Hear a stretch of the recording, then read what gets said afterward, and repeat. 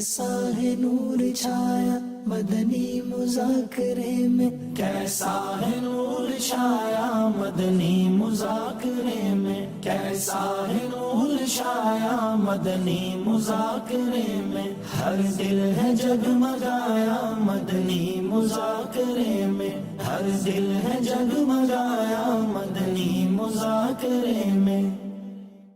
الحمدللہ رب العالمین والصلاة والسلام علی خاتم النبیین، اما بعد فاعوذ باللہ من الشیطان الرجیم، بسم اللہ الرحمن الرحیم، الصلاة والسلام علیک یا رسول اللہ وعلی آلک واصحابک یا حبیب اللہ۔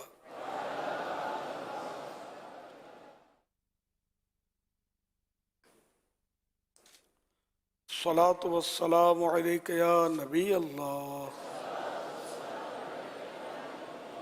وعلی آلک واصحابک یا نور اللہ۔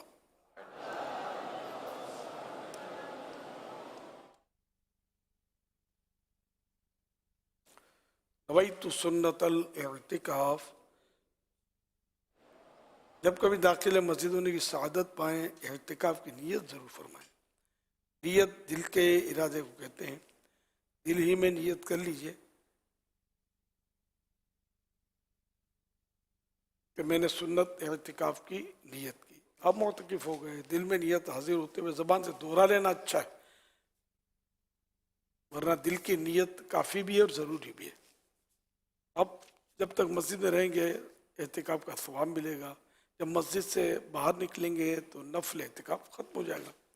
یاد رکھیے، مسجد میں کھانا پینا، سونا، سحری، افطار، آب زمزم شریف پینا، دم کیا ہوا پانی پینا، نیاز کھانا وغیرہ اسی صورت میں جائز ہوتا ہے جبکہ اعتکاف کی نیت کی ہو۔ نہیں کی تھی، افطار کا ٹائم آ گیا، افطار کرنا چاہتے ہیں، مسجد میں نہیں کر سکتے اعتکاف کی نیت کے بغیر، تو اب نیت کر لیجئے اور افطار کر لیجئے۔ تاہم ثواب کے لیے نیت کرنی چاہیے تو ثواب ملتا ہے۔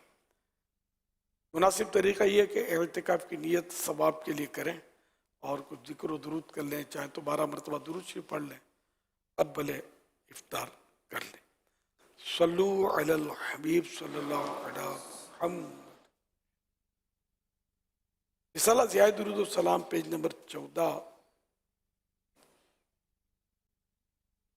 پر ہے۔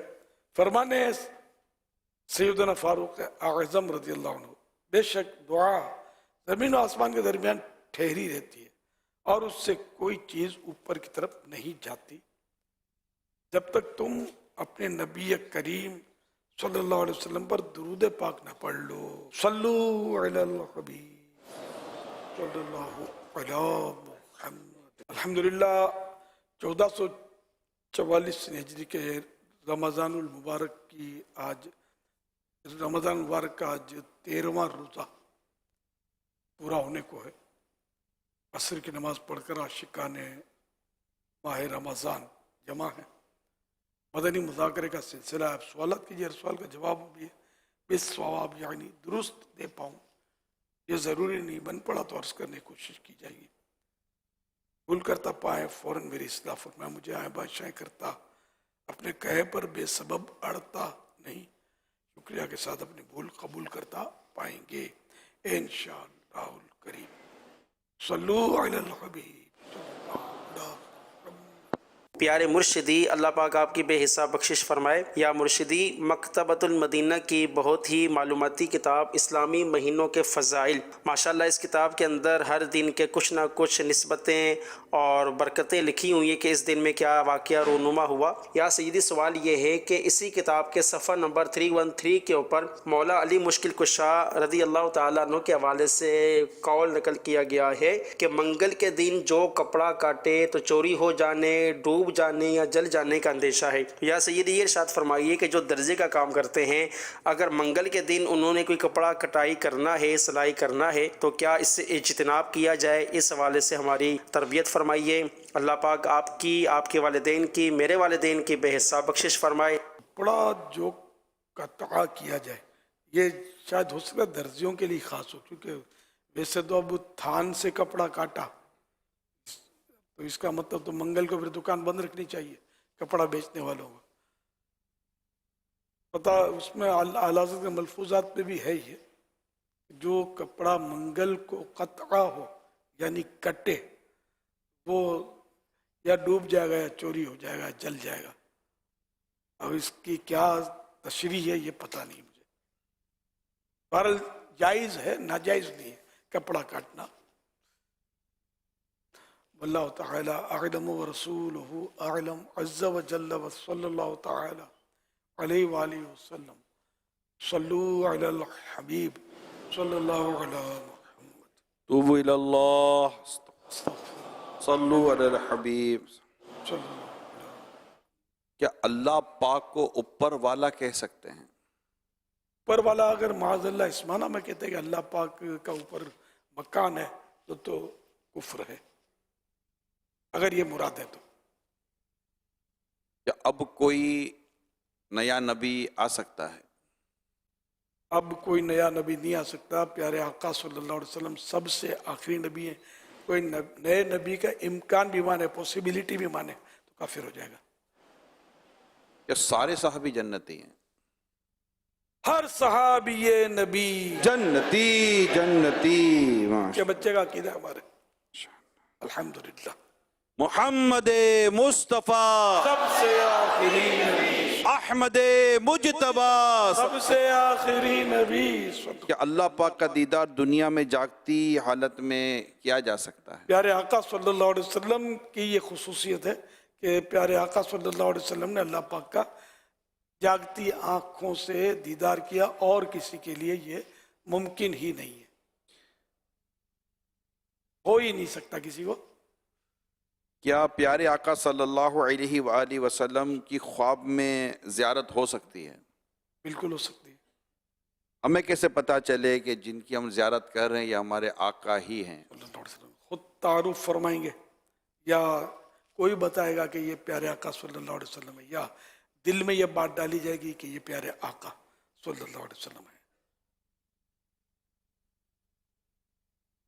اور حدیث پاک میں جس نے خواب میں مجھے دیکھا اس نے حق دیکھا. شیطان پیارے آقا صلی اللہ علیہ وسلم کی مبارک صورت میں نہیں آ سکتا. یہ اللہ پاک کے نام کے ساتھ اور پیارے آقا صلی اللہ علیہ وسلم کے نام پاک کے ساتھ جو لکھا جاتا ہے، جیسے کہ عز و جل یا جل جلالہ، تو یا درود پاک کے ساتھ صواد وغیرہ یہ صلی اللہ علیہ وسلم لکھا جاتا ہے، تو یہ اس کو مختصر کر دیا جاتا ہے، جیم کر دیا جاتا ہے، صواد کر دیا جاتا ہے. اس تعلق سے آپ کیا فرماتے ہیں؟ سواد یعنی صلی اللہ علیہ وسلم کی جگہ سواد لکھنا ہے، مخفف شارٹ فارم. اس کو تو اعلیٰ حضرت نے ناجائز، حرام اور اس طرح لکھا ہے. بہاری شریف میں بھی لفظ سخت حرام لکھا ہے اس کے لیے. جیم کے لیے جل جلالہ کی جگہ جیم کا اتنا سخت حکم پڑھنا یاد نہیں ہے. منع تو کیا ہے کہ جیم ریز واد رضی اللہ عنہ کی جگہ اور رحمت اللہ علیہ کی جگہ راحا لکھتے ہیں. ان سب سے منع کیا گیا ہے. جیسا آپ فرما رہے ہیں ویسا ہی ہے، لیکن اللہ پاک کے نام کے ساتھ تعظیمی کلمات کے حوالے سے بھی علماء نے تاکیدیں فرمائی ہیں کتابوں کے اندر کہ جب اللہ پاک کا نام لیں تو جیسے ہم پاک کہتے ہیں، عز و جلہ کہتے ہیں، تو اسی طرح جیم لکھنے سے بھی سختی کے ساتھ منع ہی کیا جائے گا کہ جب بھی لکھیں تو پاک لکھیں، عز و جلہ لکھیں، کریم لکھیں، اس طرح کے الفاظ کہنے چاہیے. وہ جیم جل جلالہ کا مخفف ہے، شارٹ فارم ہے. پورا جل جلالہ لکھیں، اللہ پاک لکھیں. پاک آسان ہے، ہر زبان پہ آسانی سے آ بھی جاتا ہے. کیا دعا میں پیارے آقا صلی اللہ علیہ وسلم کے وسیلے کے ذریعے اگر دعا مانگی جائے تو وہ قبول ہو جاتی ہے؟ قبول ہوگی، کیوں نہیں ہوگی. اللہ کی رحمت بہت بڑی ہے. وسیلہ تو اور قبولیت کے قریب کر دے گا. جی وائف اصل میں روزے جو رکھتی ہے نا، تو اس کو روزے جب رکھ لیتی ہے تو دوپہر اس کی اتنی ڈکار آتی ہے، اور بولتی ہے اس کا ڈکاروں کا ذائقہ میرے منہ تک آتا ہے، تو اس سے کوئی روزے میں کوئی فرق پڑتا ہوگا؟ امیر اہل سنت کی خدمت میں یہ سوال ہے کہ روزے کی حالت میں جیسے آدمی سحری کرتا ہے، سحری کرنے کے بعد اگر اس کو کچھ ڈکار وغیرہ آئے اور حلق میں کھانے کے کچھ ذرات وغیرہ محسوس ہوں، کچھ ذائقہ ایسا محسوس ہو، تو اس میں روزے کے متعلق کیا حکم ہے اگر وہ آدمی کچھ ذرات آئیں اور وہ اندر لے لے اس کو؟ اور اس میں وضو کے متعلق اس میں کیا حکم ہوگا کہ وضو قائم رہے گا یا نہیں رہے گا؟ اور روزے کے متعلق بھی ارشاد فرما دیں کہ روزہ جو ہے اس سے روزے پہ کیا اثر پڑے گا؟ روزہ نہیں ٹوٹے گا. یہ دونوں سوالات جو کیے گئے ڈکار، تو ڈکار سے روزہ نہیں ٹوٹتا. اور یہ چند ذرات آ جاتے ہیں وہ بھی چلے گئے، اس سے بھی روزہ نہیں ٹوٹتا. وضو پر بھی کوئی اثر نہیں پڑے گا. میرا نام حسین ہے، میں دارالمدینہ کا اسٹوڈنٹ ہوں. میرا میرے علیہ سنت کی بارگاہ میں یہ سوال ہے، اگر ہم مغرب کی نماز پڑھ کر سو جائیں اور 11-12 بجے اٹھیں تو ہم تراویحاں پڑھیں، ہماری تراویحاں ہوں گی؟ تراویح کا ٹائم تو ساری رات ہے. عشاء کے فرض وہ تو ضروری ہی ہیں، لیکن عام عرف میں رمضان شریف کی عشاء کو بھی لوگ تراویح میں ہی کھپا دیتے ہیں. سارا سال عشاء کے فرض، وتر، سنتی تو سب ہیں، تراویح اضافی ہے. رمضان شریف ہی کی عبادت ہے یہ.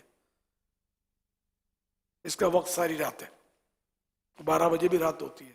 جب تک سحری کا وقت ختم نہیں ہوتا تراویح کا وقت بھی ختم نہیں ہوتا.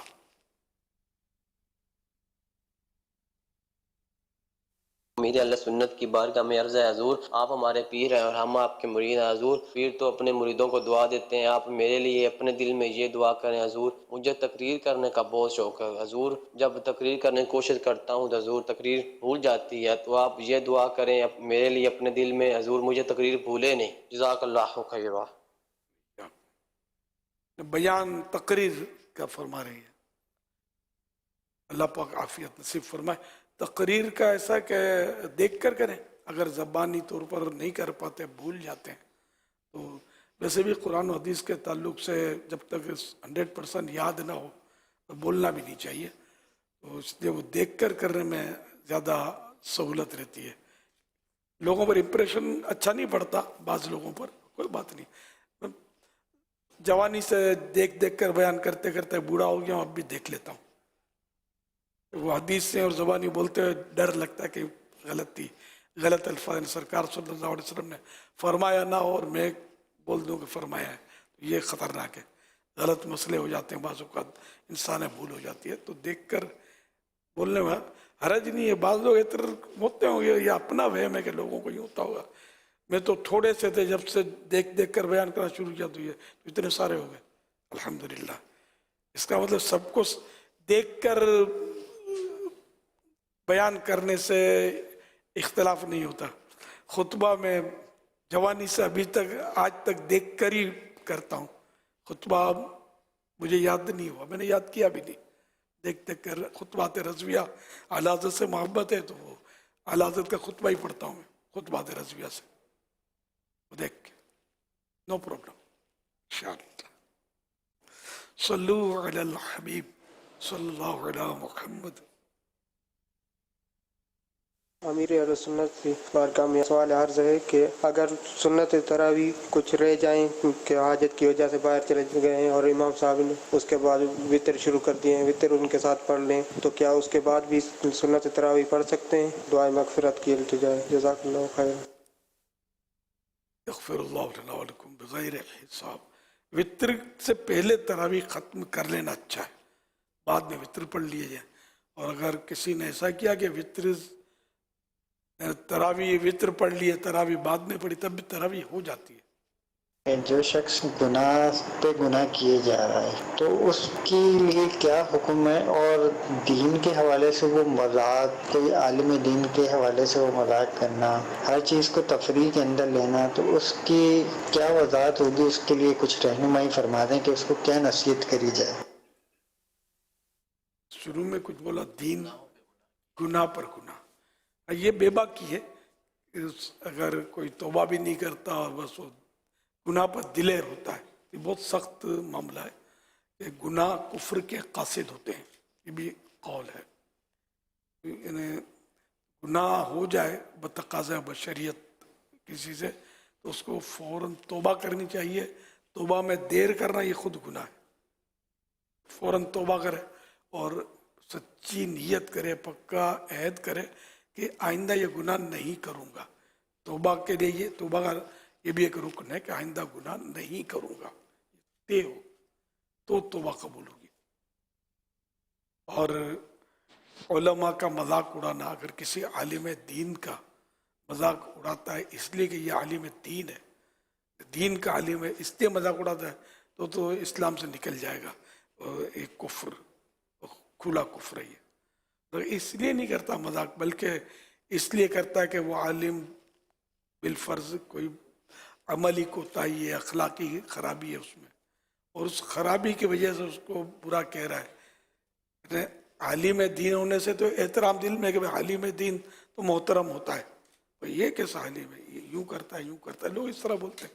इसको कुफ्र नहीं कहेंगे, क्योंकि वो दीन की वजह से इसकी मुखालफत नहीं कर रहा, बुरा नहीं कह रहा, बल्कि उसके अमल की वजह से कह रहा है, किरदार की वजह से। लेकिन ये भी नहीं करना चाहिए सभी, ताहम ये कि ये कुफ्र इस तरह नहीं होगा। बात होते हैं बेबाक, वो पता नहीं क्या क्या बक बक बक बक कर रहे हो, तो हर जगह अपनी लॉजिक अटकाते हैं इस, और मतलब खुद अपनी आखिरत को दाव पे लगा देते हैं। बात कुफ्रियात भी बक रहे होते हैं, लेकिन ये क्या, जब तक कोई ऐसी बात सामने ना, कोई जुमला कि भाई ये जुमला बोला, तो इस पर कोई गौर करे आदमी कि ये कुफ्र है या नहीं है। बाकी अब बक बक करते रहते हैं, अब इसमें ये तो नहीं कह सकते कि अब वो क्या बक बक करता है अपने को पता नहीं, तो काफिर तो नहीं कह सकते जब तक यकीनी मालूमात ना हो। वैसे जबान को लगाम होना जरूरी है, कि जबान की वजह से भारी तादाद में लोग जहन्नम में दाखिल होंगे। सल्लू अलल हबीब सल्लल्लाहु अलैहि वसल्लम। सोशल मीडिया के ज़रिए जो सवाल आते हैं, क्या हर वक्त नया वज़ू करना ज़रूरी है? एक वज़ू से कई नमाजें पढ़ी जा सकती हैं, अलबत्ता यह कि हर नमाज के लिए ताज़ा वज़ू मुस्तहब है। एक और सवाल है कि दौरान काम कंप्यूटर के जो बैक स्क्रीन है, इसके पीछे जैसे कि नातें चल रही हैं और मैं काम कर रहा हूँ और कंप्यूटर पर ही नातें चल रही हैं, तो क्या ये सही रहेगा? अगर नातों पर भी तवज्जो है तो सही है, मतलब सुरूर तो आता है नात शरीफ से। बुरी खसलत को कैसे दूर किया जाए? अगर बुरी खसलत गुनाह वाली खसलत है, हर बुरी खसलत को गुनाह कहना मुश्किल होता है, तो अगर वो है गुनाह तो इससे तो तौबा करे, सच्ची तौबा करे, अहद करे आइंदा ना करने का, तो यूँ इंशाअल्लाह ये आदत छूटेगी और सीरियस लेके मुझे ये छोड़ना। या फिर अगर ऐसी बुरी खसलत है जो आदत नहीं है लेकिन वो अवामी तौर पर ऐब है या वैसे ही ऐब है कि ऐसा नहीं होना चाहिए, तो इसको भी मतलब है कि अल्लाह पाक से इससे पनाह मांगे और सीरियस लेके इसको मुझे निकालना है। जब कोशिश करेंगे तो निकल जाएगी। एक सवाल आया है, कहते हैं कि मरने के बाद आखिरत की ज़िंदगी हमेशा के लिए क्यों है? तो इस पर मेरा ये अर्ज़ करूँगा कि आजकल ये एक रुझान बढ़ता चला जा रहा है। क्यों ऐसा क्यों है, ऐसा क्यों है, ये क्यों कहा है, ये क्यों कहा है? ये कुछ अर्सा पहले ऐसा इतना था नहीं, लेकिन अब क्यों का रुझान जो है ना वो जहनों में या तो डाला जा रहा है या बढ़ता चला जा रहा है। हर चीज़ में क्यों है, क्यों है, क्यों है। तो ये जो क्यों हो गया है, ये क्यों हुआ है? अब अल्लाह और रसूल ने जो फरमा दिया वो हमारे लिए हर्फ आखिर है, और इसको माने बगैर ज़ाहिर है कि चारा भी नहीं है ना, कि मानना ही मानना, मानना ही मानना। तो अब ये क्यों है, ये मतलब ये सवाल पैदा नहीं होना चाहिए।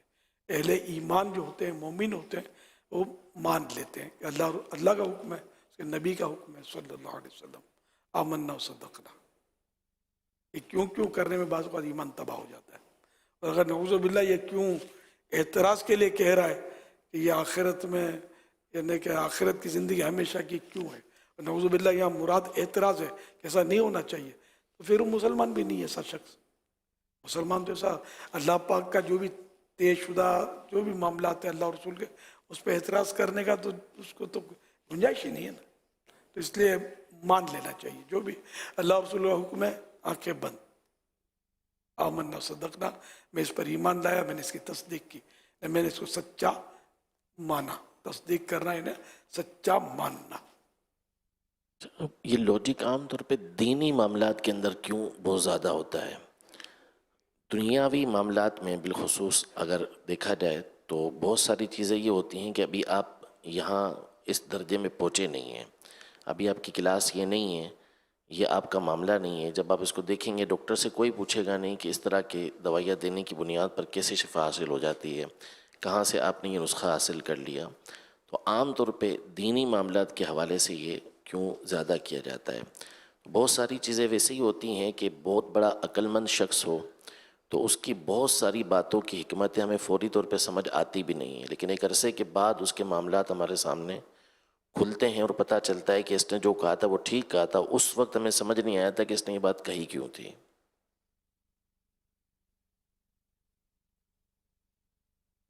کسوٹی بھی تو ہوتی ہے نا، کہ یہ ایمان کی کسوٹی ہے کہ اللہ اور رسول کے معاملے میں آدمی بس صرف مان لے.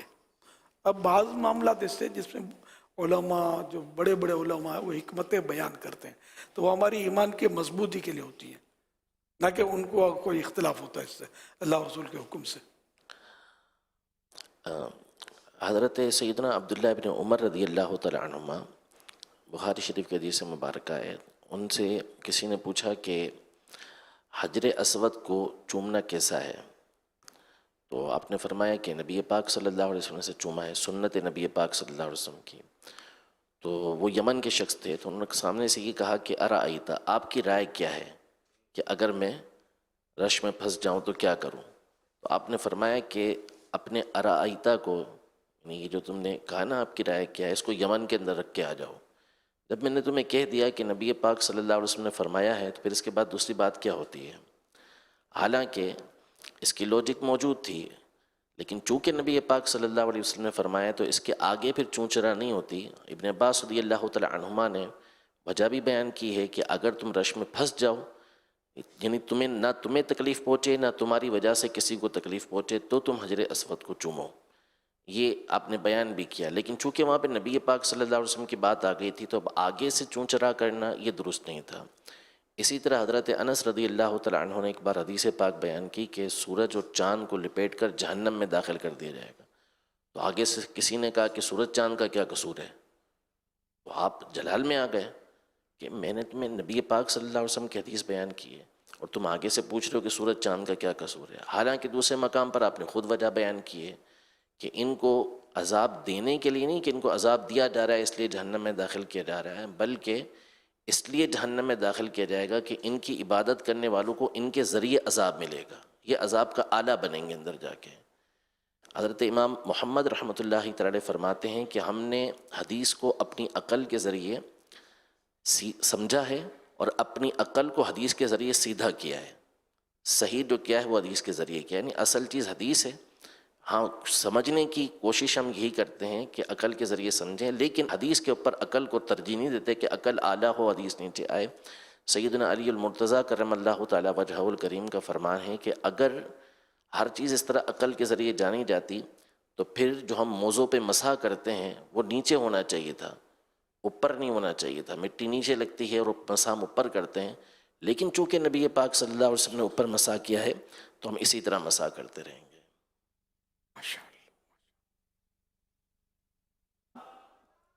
امیر اہل سنت کی بارگاہ میں سوال یہ ہے کہ حضور ابھی آپ نے ارشاد فرمایا کہ حضور صلی اللہ تعالیٰ علیہ وسلم کے نام کے آگے صلی اللہ علیہ وسلم کی جگہ پہ صاد لکھنا یا اللہ عز و جل کے نام پہ عز و جل کی جگہ پہ جیم لکھنا یہ ناجائز ہے. تو انگلش کے اندر جب ہم لکھتے ہیں پیس بی اپون ہم، PBUH اس کا ایبریویشن بنا کے ہم لکھ دیتے ہیں، تو کیا وہ PBUH لکھنا بھی ناجائز ہے؟ اور اکثر ایسا ہوتا ہے کہ پیپر کے اندر جب ہم لکھ رہے ہوتے ہیں نا تو ٹائم کم ہوتا ہے، تو زیادہ سے زیادہ کوشش کرتے ہیں ہم ایبریویشنز لکھیں، ایبریویشنز لکھ کے تو پھر ٹائم بچائیں. تو کیا اس صورت میں بھی لکھنا ناجائز ہے؟ جیم کو تو میں نے ناجائز الفاظ نہیں کہے، میں نے سخت منع یہ انگلش والا. اس کا بھی یہی مسئلہ ہے کہ اس کا بھی یعنی شارٹ فارم نہ لکھا جائے، پیس بی اپون ہم پورا لکھا جائے. صلو علی الحبیب صلی اللہ علی محمد. یہ پوچھنا چاہتا ہوں کہ اگر کسی نماز کا وقت ہو جائے دوران سفر تو ٹائم بالکل ختم ہونے والا ہو، وضو بھی نہ ہو، یا تیمم کر کے ہم نماز پڑھ سکتے ہیں، اور ہمارا قبلہ تو کس سے ہونا چاہیے دوران سفر؟ مہربانی یہ ہمیں رہنمائی فرمائیں۔ وقت جا رہا ہو نماز کا، وضو کا کوئی انتظام نہ ہو یا وضو کریں گے تو وقت چلا جائے گا، تو تیمم کر کے نماز پڑھ لی جائے، اور بعد میں اس کو دوبارہ اس کو وضو کر کے جب پانی حاصل ہو جائے تو دوبارہ پڑھ لیں۔ تو اس طرح کرنے سے قضا کا گناہ نہیں ملے گا۔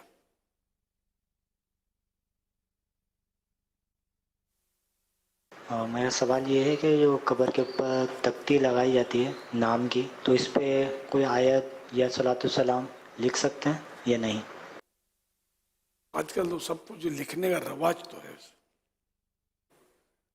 سر، اس میں پرابلم یہ کہ جیسے اب سائن بورڈوں میں بھی لکھا ہوتا ہے، تو ادب کے تو مسائل ہیں اس میں، کہ بارش آتا ہے پانی ڈالتے ہیں اس پر، تو دھل دھل کے پانی ذرا پاؤں کی طرف بھی آتا ہے، سب کچھ ہوتا ہے، لیکن اب اس پہ اتنا عام ہے یہ، اس کو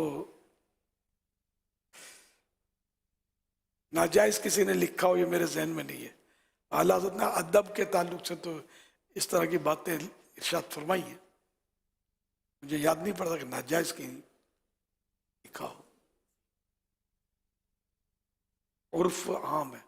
اب تو لوگوں نے کار ثواب سمجھ کر بیچارے وہ بورڈ لگاتے ہیں لکھے ہوئے درود شریف کے، اور یہ اب یہ تو عرب دنیا میں بھی ہے، یہاں بھی ہے، صلی علی النبی، سبحان اللہ، اذکر اللہ، یہ لا الہ الا اللہ، اس کے بورڈ لگے ہوتے ہیں۔ یہ کہ سب میں یہی ہے کہ پانی گرے گا اس پہ، پھر جانوروں کی بیٹ، پرندوں کی بیٹ، یہ الگ مسائل ہیں ان بورڈوں پر۔ تب چونکہ کسی علماء نے ناجائز لکھنا میرے علم میں نہیں ہے، تو ہو رہا ہے اب کیا کیا ہے۔ صلو علی الحبیب صلی اللہ علی محمد۔ میرا امیر اہل سنت کی بارگاہ میں یہ سوال ہے کہ بعض علاقوں میں یہ مشہور ہے کہ جب کوئی فوتگی ہو جاتی ہے تو 40 روز تک کسی غریب کے ہاں کھانا بنا کر بھیجا جاتا ہے اور ختم وغیرہ انہیں کہا جاتا ہے کہ پڑھیں، کیا یہ کرنا ضروری ہے؟ ضروری نہیں ہے۔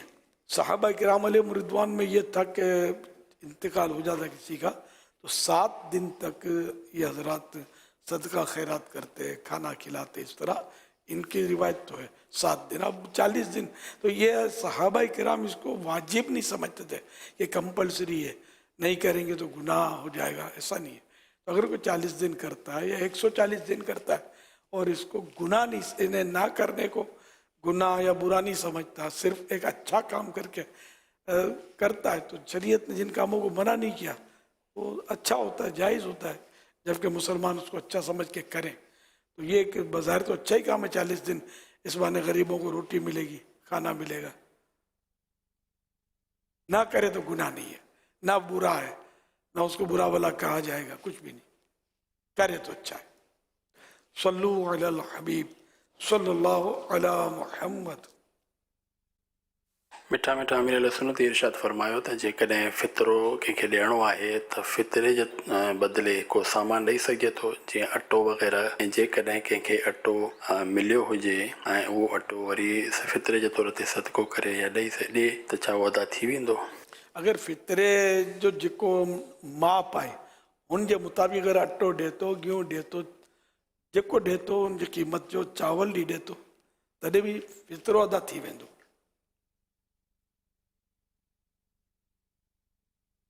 یعنی یہ سندھی میں سوال تھا کہ اگر کوئی رقم کے بجائے گیہوں دے دے، آٹا دے دے فطرے کی، تو میں نے کہا ہاں یہ دے دے، اس قیمت کا چاول بھی اگر دے دیتا ہے تب بھی فطرہ ادا ہو جائے گا۔ کرنسی تو یہ بعد میں ہم لوگ کرنسی دے رہے ہیں، پہلے تو شاید یہی دیا جاتا ہوگا، اناج وغیرہ۔ صلو علی الحبیب صلی اللہ علی محمد۔ یا سیدی آپ کی بارگاہ میں یہ سوال عرض ہے کہ اگر والدین پر صدقہ فطر واجب ہو تو کیا وہ اپنی اولاد کی طرف سے بھی صدقہ فطر دیں گے؟ اور یہ بھی ارشاد فرما دیجئے کہ اگر اولاد بالغ ہو جائے لیکن وہ صاحب نصاب نہ ہو، اولاد اگر صاحب نصاب نہ ہو تو کیا اس بالغ اولاد کا صدقہ فطر والدین پر واجب ہوگا یا نہیں؟ جزاک اللہ خیرا۔ وإياكم۔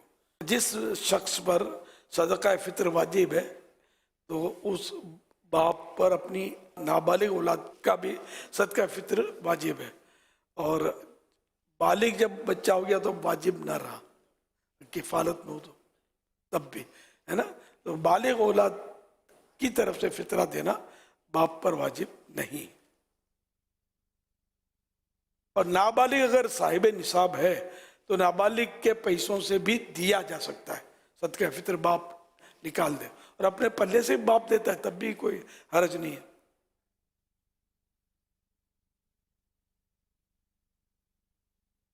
ظہیر احمد بول رہا ہوں کراچی سے۔ سوال ہے کہ زکوٰۃ کو خیرات کے طور پہ دے سکتے ہیں مثلاً کل خوانی کے ذریعے، تو امیر اہل سنت التجا ہے، کا خلاصہ بتائیے۔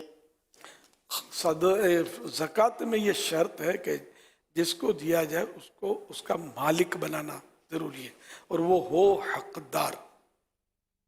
تو اب اگر کھانا ہے زکوٰۃ کا، کھانا بھی دے سکتے ہیں زکوٰۃ میں، لیکن جو حقدار ہے اس کو کھانے کا مالک بنانا ہوگا تو دے دیا جائے، وہ قبضہ کر لے۔ یہ کہیں گے کہ یہ زکوٰۃ کا کھانا کھا لو تو زکوٰۃ نہیں ہوگی، اور بتانا بھی ضروری نہیں ہے، لیکن آپ نے کہا نا اپنے دل میں کہ یہ زکوٰۃ کا کھانا ہے، یہ کھا لیجئے، سب کو تھال دے دیا کہ سب یہ ہیں حقدار، تو اس طرح زکوٰۃ نہیں ہوگی۔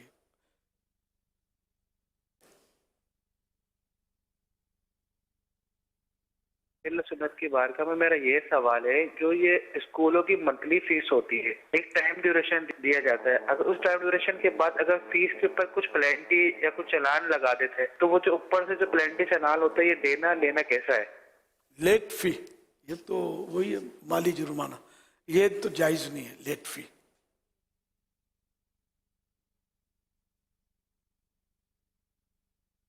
میرا امیر علیہ سنت کی بارگاہ میں یہ سوال ہے کہ انسان کو پتہ نہ ہو کہ اذان پہنچ چکی ہے سحری کرتے وقت، تو کیا انسان کو کھا پی لے تو کیا روزہ ٹوٹ جاتا ہے؟ اس میں ایسا ہے کہ اذان سے سحری کا یا افطار کا تعلق نہیں ہے۔ اگر اذان فجر کے وقت شروع ہونے کے بعد، سحری کا وقت ختم ہونے کے بعد ہوئی اور اس پہ کسی نے کھایا پیا تو روزہ اس کا نہیں ہوگا، اور اگر اذان پہلے شروع ہو گئی اور اس پہ کسی نے کھا دیا، پانی پی لیا، اور جب اس نے پانی پیا تو سحری کا وقت باقی تھا، چاہے اذان آدھی ہو چکی ہو، تو اس کا روزہ نہیں گیا۔ تو اب یہ تو کیسے پتہ چلے کہ اذان پہلے ہوئی یا بعد میں ہوئی؟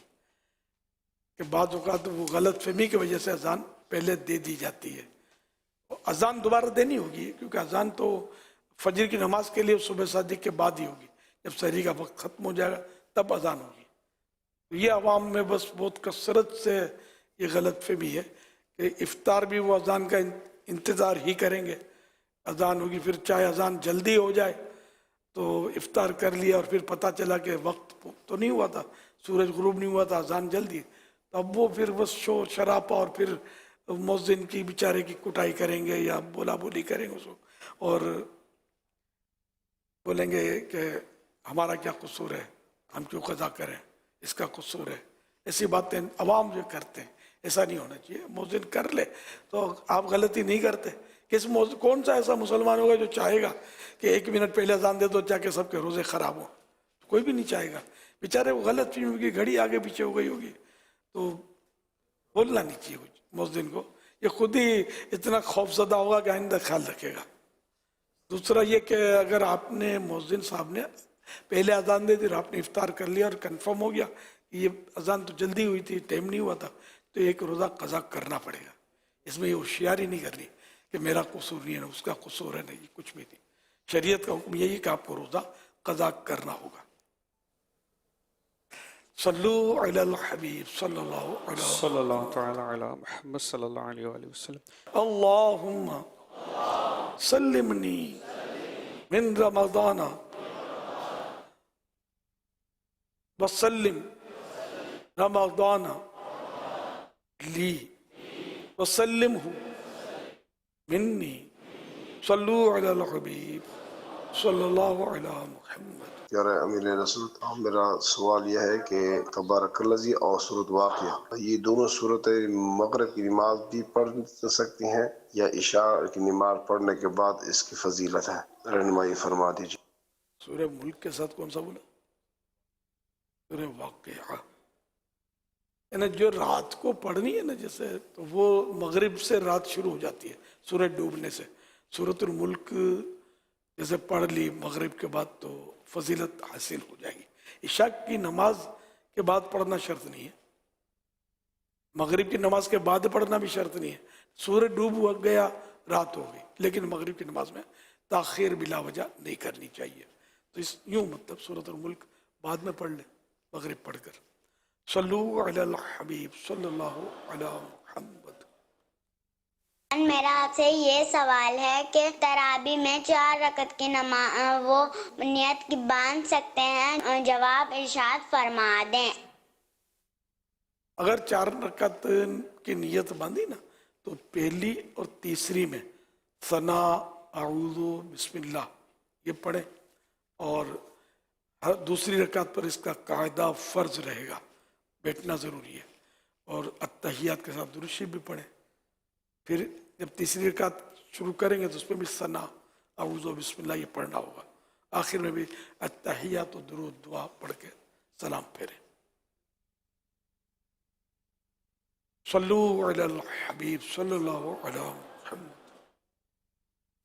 दरखास्त है कि पूछना था कि 30 दिन जो बंदा बीमार रोजे नहीं रख सकता वो फितराना उसका कितना है? जिस तरह एक बंदा 320 रुपया 30 दिनों का देगा तो वो क्या हर दिन के उसके 330 रुपये होंगे?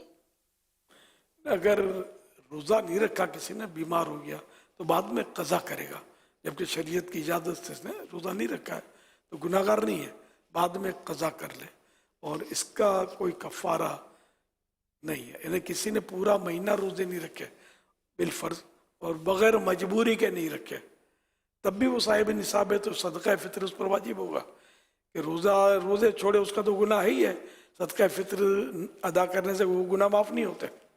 लेकिन सदका फ़ितर नहीं देगा तो एक गुनाह और बढ़ जाएगा सदका फ़ितर ना देने का।